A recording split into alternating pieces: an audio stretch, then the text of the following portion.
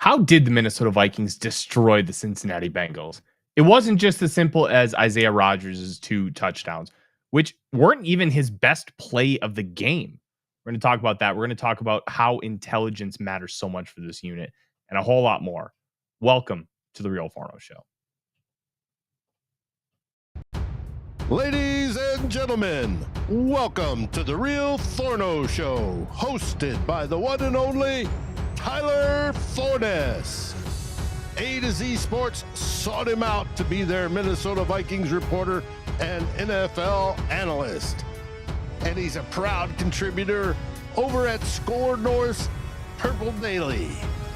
Tyler is also the captivating host of The Good, The Bad, and The Hungry on the Voices of Wrestling Podcast Network, and a founding member of Vikings First and SKOL. Welcome, ladies and gentlemen, to another episode of the Real Forno Show, sponsored by your friends at Underdog Fantasy, where you can use promo code FORNO to get $50 in bonus credits with your first $5 play. I'm your host, Tyler Forness. With me, as always, in the top left corner is producer Dave.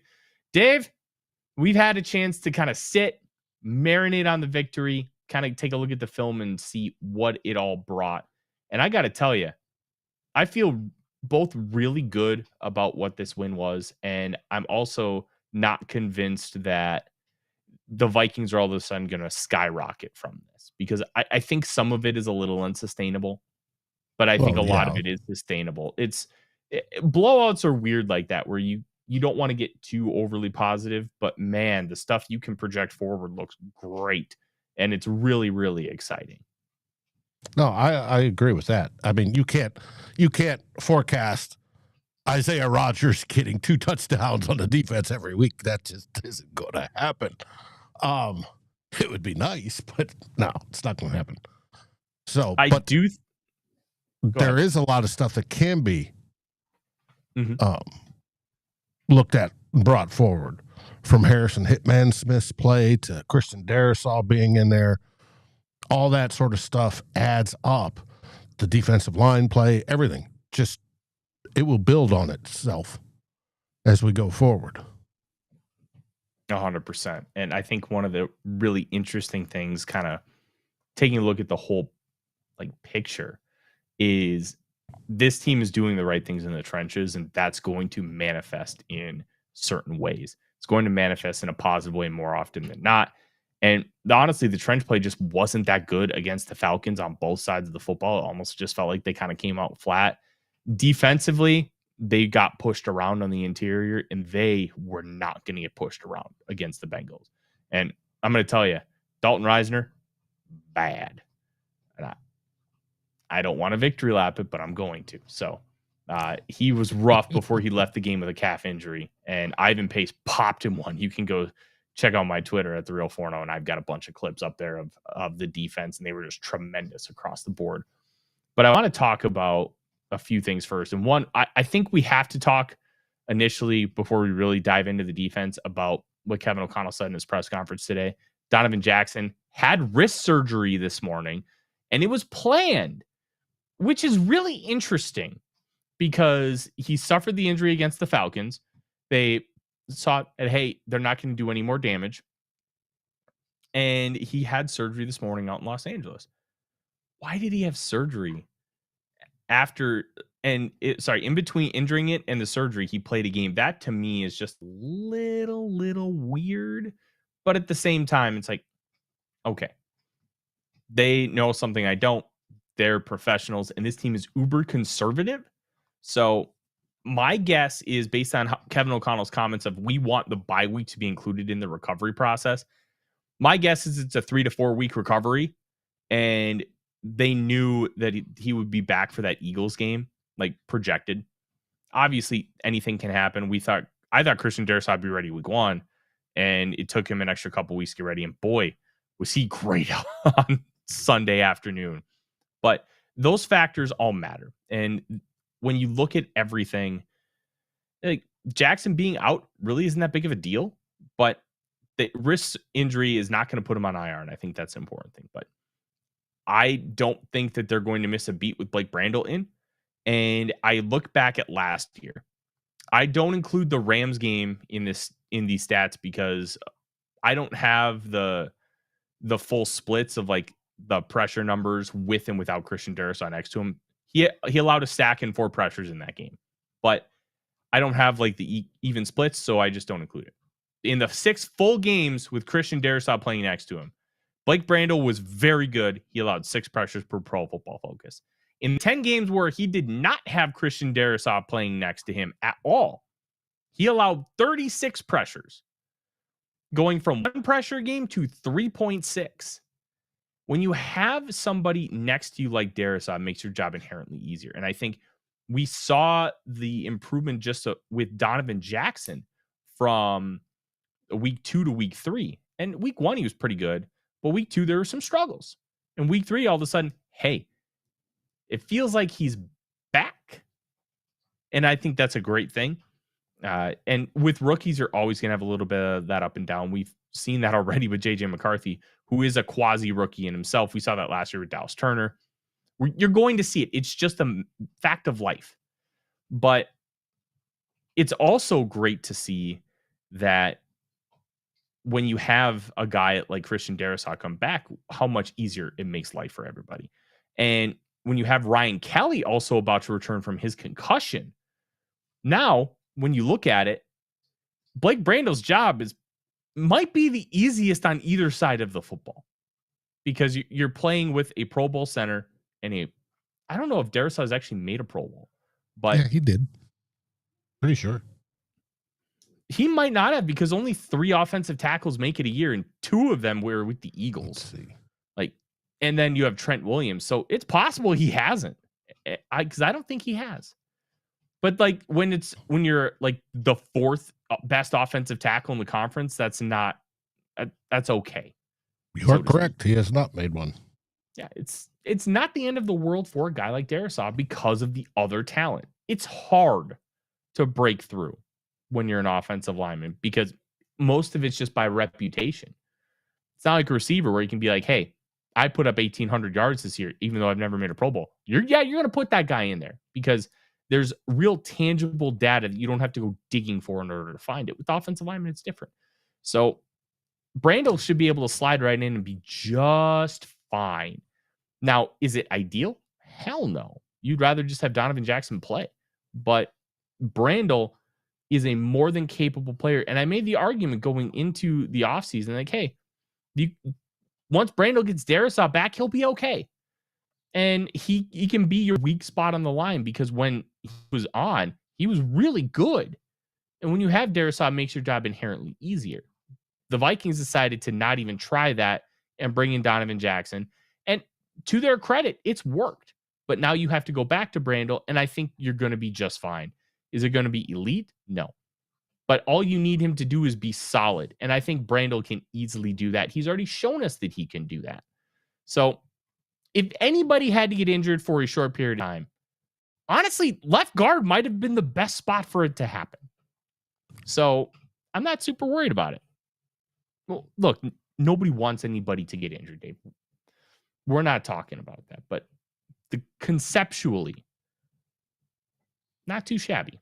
Now, I am curious, since it's a wrist injury and required surgery, but it was playable, and KOC said today, well, he could play, continue to play, but it needed to be repaired so there's not long-term damage, and that he'll be good for, his career. What sort of injury requires surgery that falls into that category? If there's an orthopedic surgeon out there, I would love to hear from you as to what it is. Does it mess with the nerves? Is it a chip bone? What is it? Actually, that's a really good idea.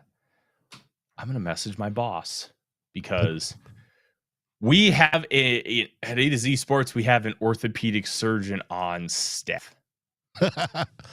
Well, kind of. Also, we have an orthopedic surgeon that we work with. Christian Darrisaw. He was going against Trey Hendrickson. Trey Hendrickson was leading the league in sacks going into the game. How many sacks did Trey Hendrickson have yesterday? 0. I thought he'd have 1. at least, because it's just Trey Hendrickson. 0. How many pressures did he have? I think it was 3. 2. Credited per PFF. He was credited with 2. That's it. That's amazing. It was shut him down on the first game back. That was awesome. And even Donovan Jackson got into it a little bit. Donovan Jackson would, hey, I got free. I can help. Oh, bam. Mm-hmm. Yeah. Bone spur. Yeah. Bone spur probably. Yeah. I mean, you get him in your ankle. If you think about it, bone spur joint. See, I think of bone spur shins, but that would make a lot of sense, Norris. We'll see. I'm going to ask about like potential injuries because we're not going to get told what exactly it is. We're not, but we can opine about it and be like, well, what kind of wrist injury you have surgery and then you're going to play in 3 to 4 weeks. So bone spur, I think, makes a lot of sense because it's you do the incision, you get rid of the spur, clean up the area, seal the deal, and then you wait for it to heal, which the healing process is mainly going to be the incision itself. And that's tolerable. Look, no injury is good, but this sounds like on the injury spectrum, good. And hopefully he comes back just fine. It sounds like everything is doing really, really well. And that's a good thing.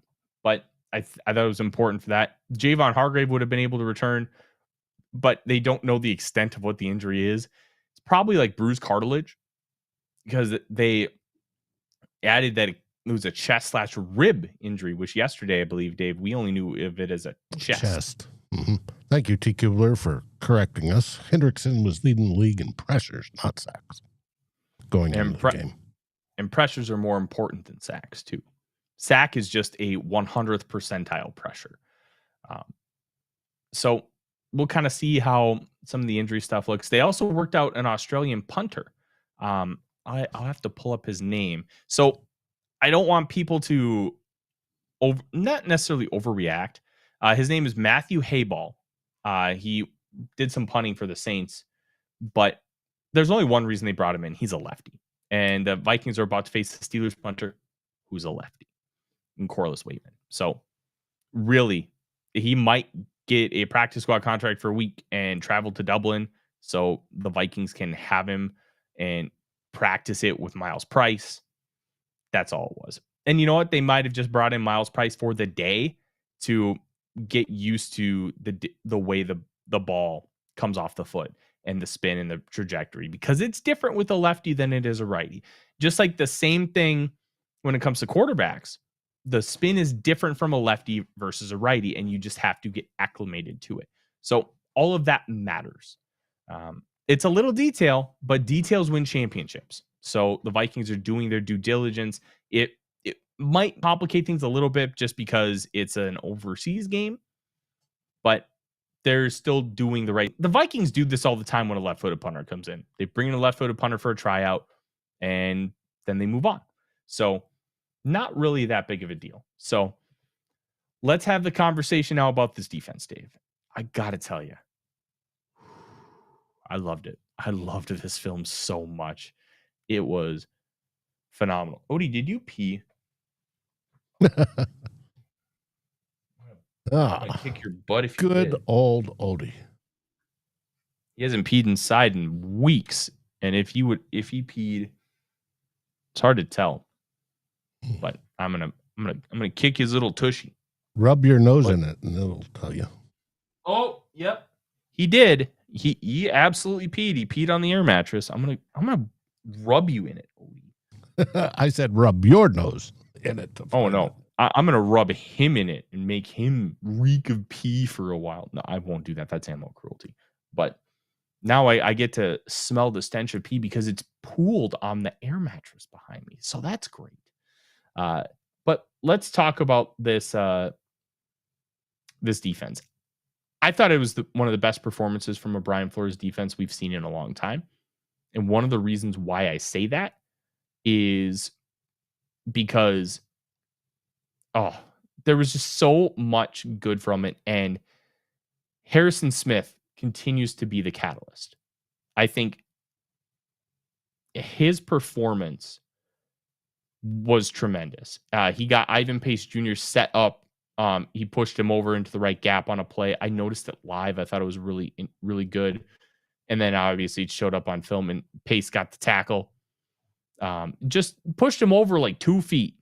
Like it's those kind of details that make this defense thrive the way it does. The constant pre-snap rotation with players, Josh Metellus, Byron Murphy Jr., Isaiah Rodgers, Theo Jackson, Harrison Smith, all those guys just moving around like crazy. They go from like man coverage to cover 3 to Tampa 2 to quarters to man match. And they're doing all this stuff. Intelligence is the key, because you can only do all this stuff if you have smart players. And I remember going into the 23 season, I'm like, you know what? I don't buy that Josh Metellus is going to be this guy that they're going to keep around. He hasn't really shown anything. And then he makes the team. And that was probably one of my biggest L's I've had since covering the Vikings. I was just wrong about it. And I think the reason why I was so wrong was something that, from my perspective, I couldn't quantify. And it's helped me try to figure out what this defense is. And that big thing, Dave, it's none other than intelligence. It's interesting because when you watch this team and how they do everything, and how they can do those pre and post snap rotations, and how Harrison Smith can just go up to the line and just blitz because he feels like it. That's Rambo kind of stuff. You can't do that unless you're right. If you're wrong, it can be catastrophic. Harrison Smith is, and when he does that, is pretty much never wrong. And that's a big thing too.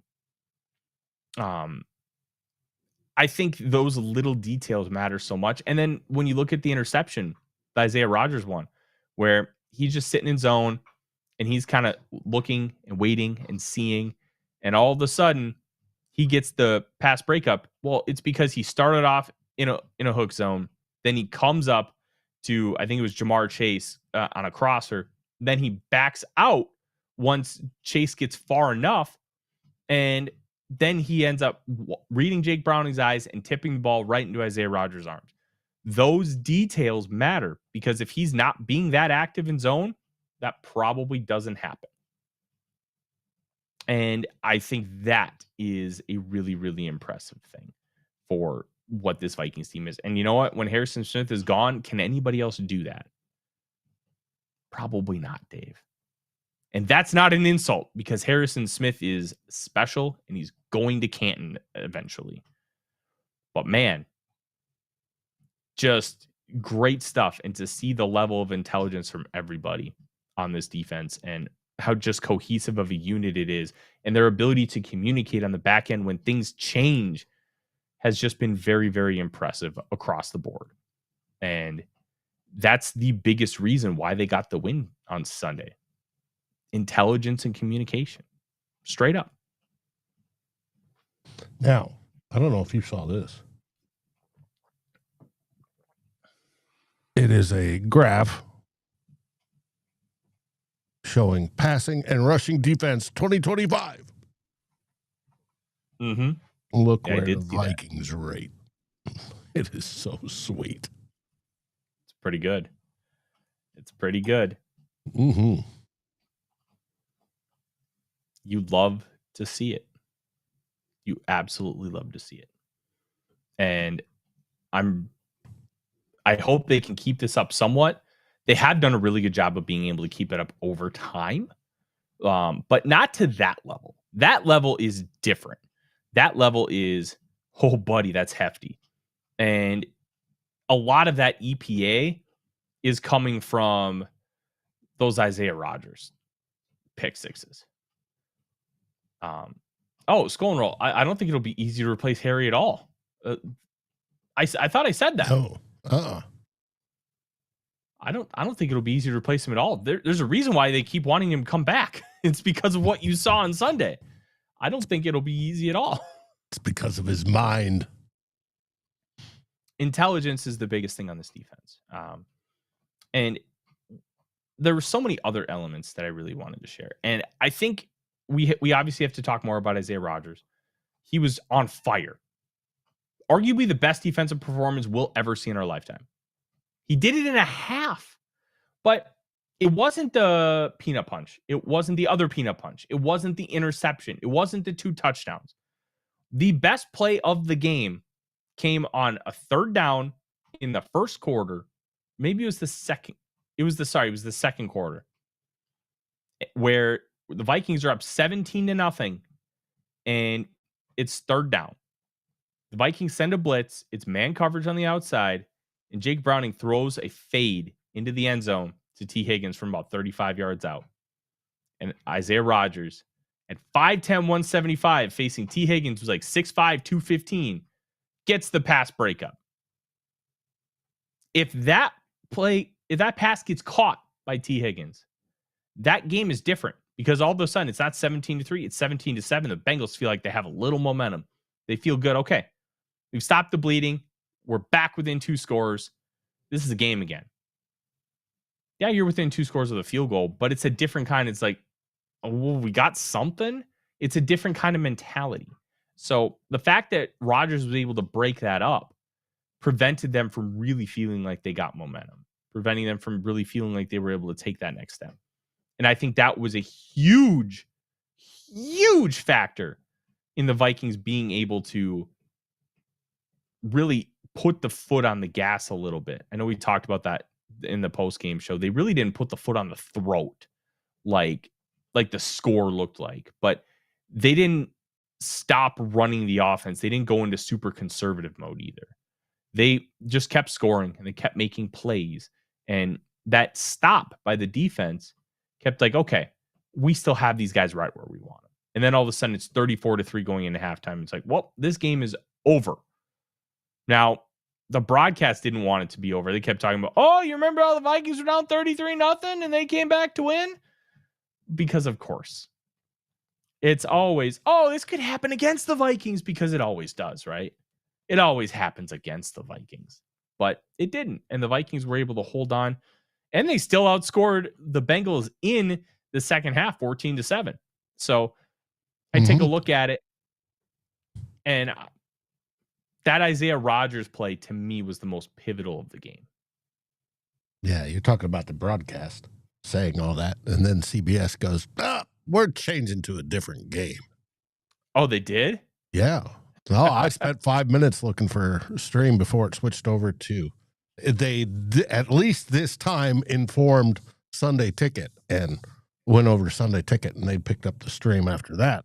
But I missed a good 5 minutes of the third quarter while cursing, and I was listening to it, and looking for streams, and then Sunday Ticket picked it up, so I got it the rest of the way. But no, I was infuriated, and I know everywhere that isn't considered local that happened to, including Bismarck, North Dakota.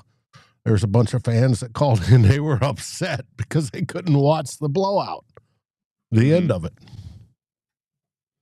Yeah. Hey, who can blame them? Luckily, by the time the what do you call it? By the time the game was switched, Wentz was pretty much done, and it was Max Brosmer time. We got to watch it locally in Minnesota, and that was a cool moment. But at the end of the day, you really didn't need to watch the game. It was done. Oh, it was done in half, but it was. It's always fun to watch a beatdown by our Minnesota Vikings. Hey, that's the biggest loss for Cincinnati, I think, in their history. I heard today. So I don't know 100% about that, but I do know that the 48-3 lead that the Vikings had was the largest deficit the Bengals had ever had in an NFL game. So that part was true. Was it the biggest loss? Considering it's only a 7-point difference, I mean, it would take a Pro Football Reference search, but I'm guessing that would be the case. And I saw a tweet that's somebody said it was an ugly win by the Vikings. Well, I guess ugly's in the eye of Cincinnati. the beholder. Yeah, that was my response. Well, I guess your idea of beauty and mine are two different things. Mm-hmm.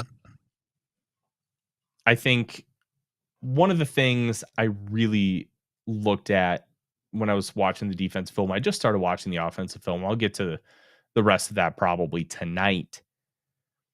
I wanted to see how the defensive line did because they kind of got walloped against the Falcons. And I got to tell you, Jalen Redmond is one of my favorite players. I love watching him play football. He's awesome. He's just a really, really good football player across the board. And I think one of my big things with Redmond is he's not Harrison Phillips. And I think we can't ask him to be Harrison Phillips, even though he's kind of the big reason why they traded him away. But he is just standing up at the point of attack. He's going across the line of scrimmage to take out wide zone runs. He's getting penetration in pass sets. He's getting penetration in the run game. He's doing everything. And they're trusting him. He is a starter on this team. And now when you're the third defensive lineman, you're the first guy out with like a lot of nickel situations and stuff. But the Vikings have been doing a lot of 5-man fronts. And they're doing 3 defensive linemen, Jonathan Grenard, and either Van Ginkel or Dallas Turner. And then sometimes they're doing 6 because Van Ginkel and Turner can easily drop, and Grenard's fine at it too. So they're running all these fronts, and you can just drop Turner off of a side or Van Ginkel, and all of a sudden it's like you have another linebacker. And that's why those guys are so valuable, because you can do so many different things. And now all of a sudden you can have 3 defensive tackles in the game. There we go. We got our thumbs down for the day. Oh, well, thanks for trying anyways. I think the addition of these defensive tackles and the emergence of Redmond and Levi Drake Rodriguez, who, look, this 2024 draft class could end up disproving a lot of those Quasito Fomensa can't draft myths, because Juergens, but on live viewing, had a solid day. I have not watched enough of the film to come to a real conclusion there. Levi Drake Rodriguez has been emerging, and he's pretty dang good. Will Reichert is a good kicker so far, but we know how volatile those can be. Dallas Turner had a great day on Sunday, and we'll get to him in a minute. JJ McCarthy, theoretically, is going to be good. Walter Rouse is a good swing tackle so far. And then, unfortunately, we don't know what would have happened with Kyrie Jackson, because, unfortunately, he ended up passing away before he could even hit training camp. But the picks that did make it to training camp, they've been positive overall. And I think that's great. And I think some people are going to really have to eat crow. Odie, get out of there. Yeah, Odie's just being a turkey. Yeah, I know. I should have left you downstairs and brought up Marzipan. Yeah, he's getting annoyed with me. I think it's because his bed is downstairs because he wanted to use it. But I do think one of the big things I want to talk about, and Rodgers obviously was the big one, and those plays, just tremendous work across the board. The biggest one obviously was that PBU, at least in my mind. Higgins is 7 inches taller, and he won at the catch point. Big win. I thought Dallas Turner was one of the best players on the field on Sunday. And there's this narrative going around that he's a bust, and it's just not true. You're not watching in depth. You're not trying to figure out what Turner's doing. You're waiting for the splash plays. There was a clip floating around talking about the splash plays, and he's just not making them. Well, the thing is, he's doing all of the basics really well. He's holding up at the point of attack. He is reading things properly. He's chasing things backside. And his speed at 4.47, he can run backside and catch the quarterback. So there's a play inside the 10-yard line, when the inside the Bengals 10-yard line, where Jake Browning drops back, and then he has to scramble out to his left. Well, guess what? Turner's on the other side, and he crosses the offensive line and chases him down and forces an incompletion. You can't get that from everybody. Turner's got special juice like that, and it's coming to fruition in multiple ways. So I loved that aspect of it. I thought it was really impressive just to see him. He's not getting washed out by these offensive linemen, Dave.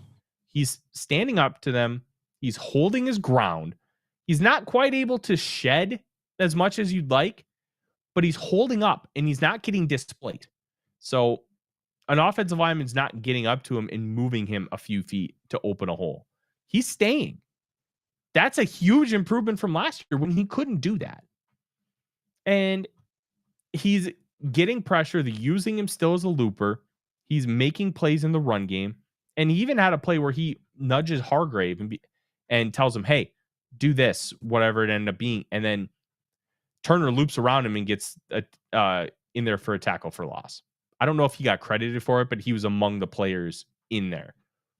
I think those things are really impressive. And T. Kubler, I'm going to be honest, I didn't notice that Smith had to properly position Turner twice. And if that's the case, I'm not worried about it because, one, Smith has this wealth of knowledge that Turner obviously doesn't because Turner's a second-year guy. And if Harrison Smith sees something that maybe against the defense and tells him, hey, go for it, that's just good. That's just being a good teammate. So I'm not super concerned with it. The flashy plays are going to come because your baseline of success is there. It's already there. And I'm really excited about that for the Vikings. I'm really excited about that for Turner. And I cut up a bunch of clips and I put them all in one short video. It's my pinned tweet on Twitter. You can go take a look at it. Just playing really well. And Pro Football Focus has a really interesting kind of metric. So they have this thing called pass rushing productivity. The Vikings' 3 edge rushers are all in the top 17. Grenard is tied for 9th. Dallas Turner is 11th. And Andrew Van Ginkel is tied for 17th out of 223 qualifying edge players. It's like sacks, hits, and hurries relative to how many snaps you play. And when you're rushing the passer. Yeah, that's pretty good. He's not getting a lot of opportunities to rush the passer because of how valuable he is as a dropper. And this is what Anthony Barr could have been. That's how I think we should think about Dallas Turner. If Anthony Barr would have learned how to rush the passer, this is what he could have been. Because Barr he did so much of the dirty stuff, so much of the stuff that never showed up on the stat sheet, clogging passing lanes, being a guy who could mug the A gap right by the center and then drop into coverage because he had that athleticism and size. Those things all matter. And those things don't show up on the spreadsheet, stat sheet. And this is, I'm sure Luke and I are going to talk extensively about Turner when we have X's and SKOLs later this week, which you should absolutely check out. But there's so many things here that are interesting. And I think Turner has really stepped up his game. And I do think that people need to, I want to phrase this the right way. People need to kind of open their eyes a little bit, open their thought process, because myself included, we can all get a little too stuck on a take and be too stubborn to come off of it. And I talked about a lot this offseason. Turner had a fine rookie year. You just weren't going to play him less because of Andrew Van Ginkel and Jonathan Grenard. You weren't going to want to take those guys off the field. That's not Turner's fault. They're playing at all pro level. You don't take those guys off. Now you have a better rotation. Turner has shown that he can be on that level. So you're intentionally playing him more. And last year was always kind of supposed to be somewhat of a redshirt year for him anyways, because he did not have an NFL body. This offseason was getting him an NFL body. Now he's in the 250s and he looks strong. Last year, he looked wiry. He looked like a big safety. This year, he looks like an edge. he looks like a guy that can mess you up. And he's got the speed and athleticism to take you out by bending the arc. He looks like the full package now. And I think that's a great thing. It is, without a doubt. Yeah. I just hope people can kind of open up the thought process here, because we all get too stubborn with takes. One take I will not back off of is Bo Nix is bad, and he's been bad for 3 weeks, and I feel so vindicated. Quentin Johnston, also good, Dave. This is just a great week for Tyler's takes. Quincy Riley forced a fumble in his first defensive action for the Saints yesterday. Like, I feel alive. Just great stuff. Offensively, there's one thing that I'm going to continue to look at from Carson Wentz, and I've already seen an instance of it. And I mentioned this last night, Dave, when we talked about and on the post-game show. I want to see how good his day actually was. His ESPN QBR, I think I saw somebody put 39.8. Not exactly great. All right, I got to answer this from T. Cooper. We are celebrating 17th overall pick for not getting washed out. Well, yeah, because he was getting washed out a lot last year because he didn't have an NFL-ready body. We got to remember, people were comparing him to Jared Verse, which they went around the same time. Turner went 17, Verse went 19. But Verse was 24. He already had grown man strength. Dallas Turner was 21, 3 years younger, and he didn't have grown man strength. Now he's 22, and he's got grown man strength. So the stuff that he wasn't doing last year, he's doing now.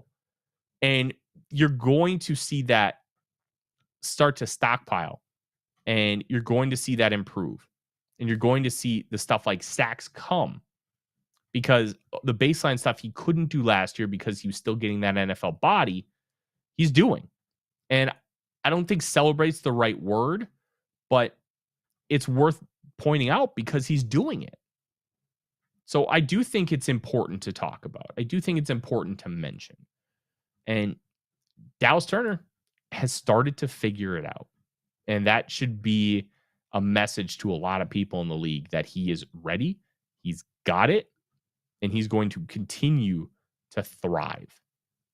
So I do think that it's important. I said important in Portland at the same time. I don't know how that happened. It's important to have those conversations, just be honest about why he couldn't do it and why he's doing it now, because I think that matters a heck of a lot more than that, as you kind of put it, celebrating just holding up at the point of attack, because it would be a different conversation if we were having that about Jared Verse, a 24-year-old, like now he's 25, who had 6 years in college and already had a grown man strength profile. Turner had 3 years and he didn't.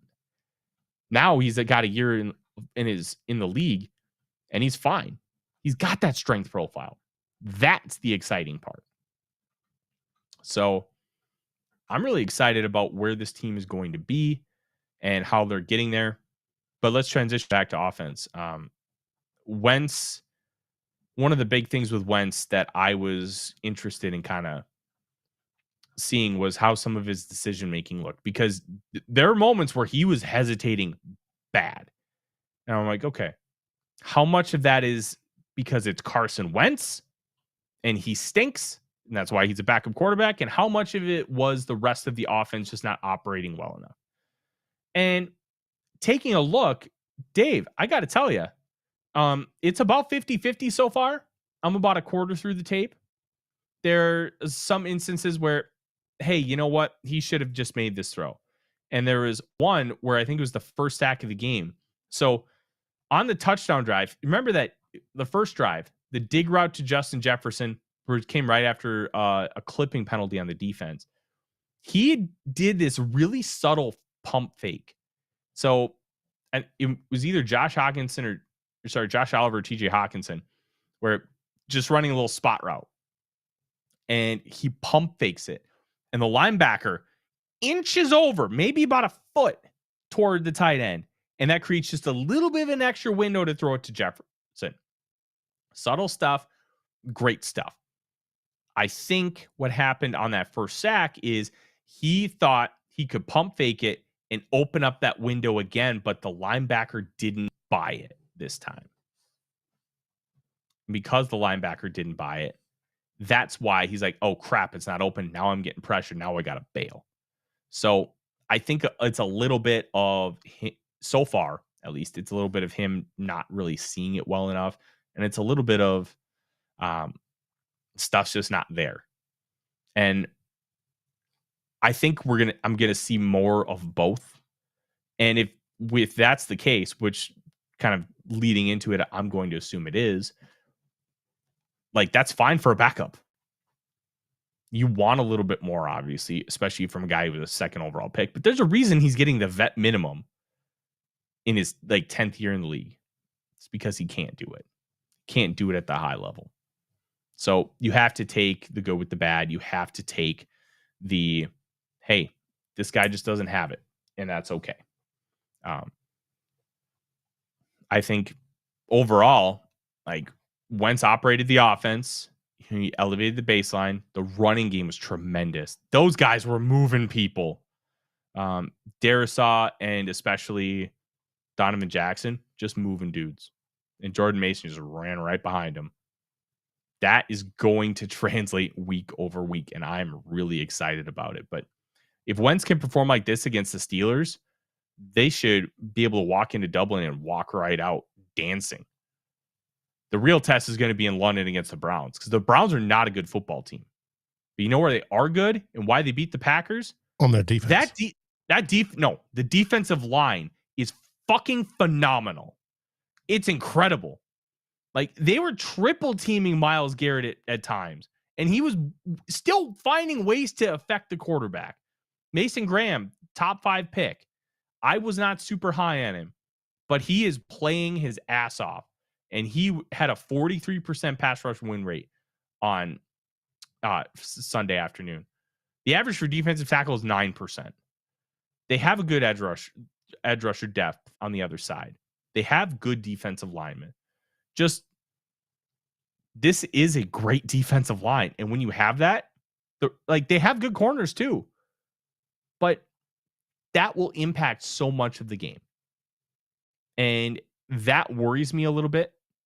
Because, look, Myles Garrett, Christian Darisaw is going to be must-view TV. You're going to want to wake up early to watch that. Overall, hot damn, Dave. I'm very optimistic about where this offense is, but we'll know more coming up as I kind of go through more of the tape. But early returns are great. They're just great.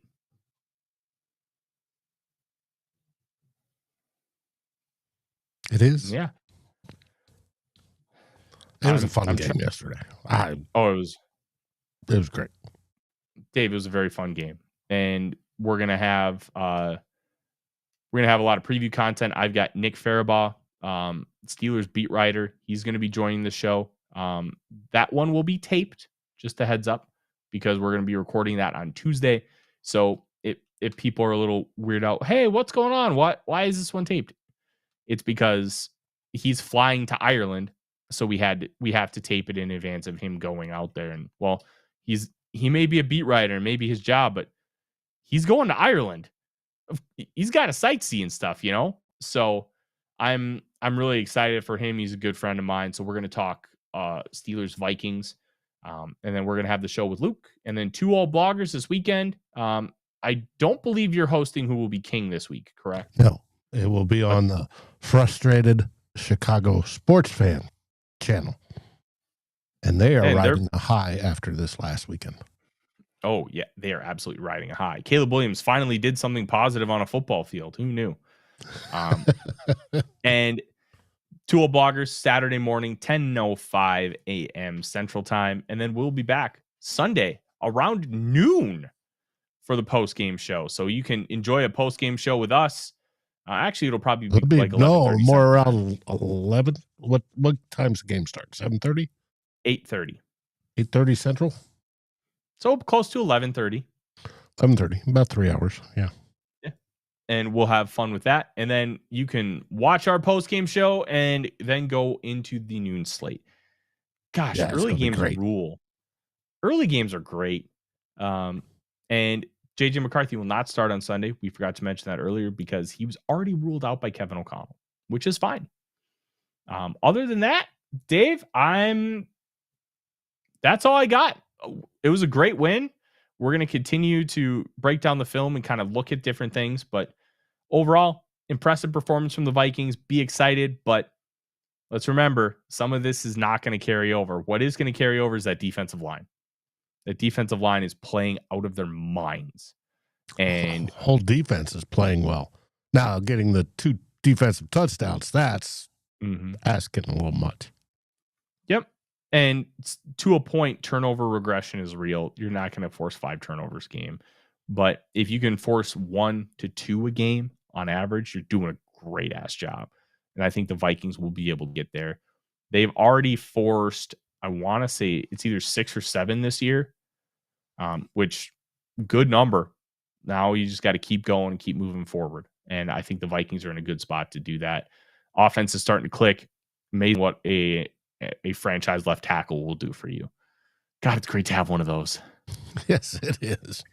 First one since McKinney, baby. But that'll be our show. Thank you guys so much. Please help us out. Leave a comment. Subscribe. Hit that thumbs up button. And if you're on iTunes, please give us a 5-star review and a comment. We would greatly appreciate it.